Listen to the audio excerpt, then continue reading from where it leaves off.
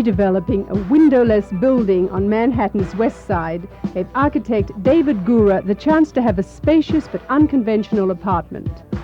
It was built as a lodge for a fraternal order in the 1920s and was decorated with ancient symbols both outside and in its huge lobby.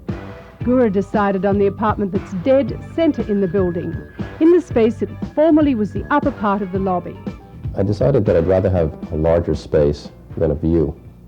It has the uniqueness of having the griffins on the outside of my only window, the portal of my apartment.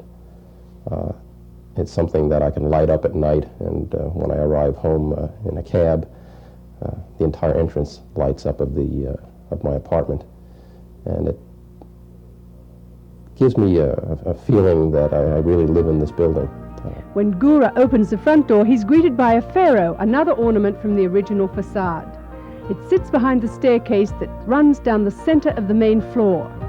He also took 2 bronzes from the lobby, putting one into the pediment above the window and the other at the head of the stairs.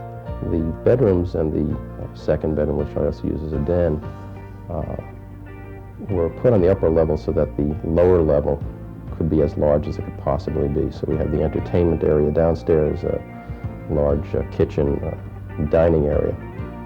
The bedrooms and the den overlook this space.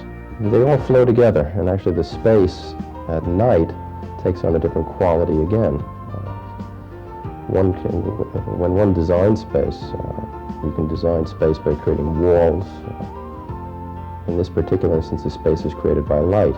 When I actually started to design the space and the rug downstairs, I designed that with, again, the feeling of the axiality of the apartment, that I wanted everything to be symmetrical off of the window.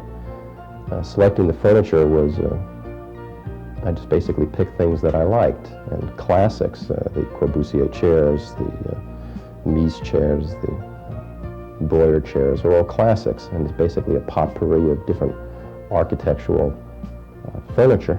But you do have added certain personal touches like the kite and the puppets. So the kite, and I felt that it would work well in the space, being the ceiling, and it's basically flying up there all the time. I don't have to take it out into the park and fly it. I can open the windows and watch it fly when I get a breeze through here. The puppets I bought on a trip when I was in Europe, and again, they just seem to fit in the space, to be hanging on display from a high ceiling, as if it was being operated by a puppeteer. You had definite ideas too when you decorated or designed the kitchen. I wanted to have a space that one could work and feel comfortable in. And space, again, in New York is at a premium, and I wanted to have a kitchen that one could use and spend some time without feeling that one was enclosed. Now the bathrooms, how did you do that? The upstairs bath is a black tile with a black marble floor with, again, gray cabinets, very neutral. I have a subway map in there, which I managed to acquire many years back, which is a beautiful piece of art that one finds over New York.